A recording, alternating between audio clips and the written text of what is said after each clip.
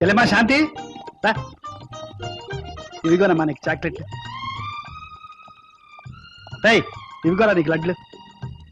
అన్నయ్య నాకు. ఓ నువ్వు స్వీట్స్ తినవు కదా అందుకే నీకు బూంది. అన్నయ్య మరి నాకు. ఇచ్చాను కదమ్మా నీకు చాక్లెట్లు.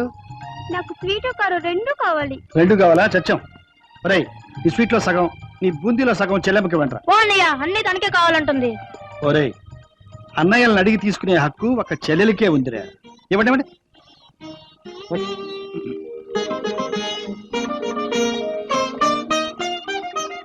వాళ్ళంతా అడిగారు మరి తమరేమీ అడగరే?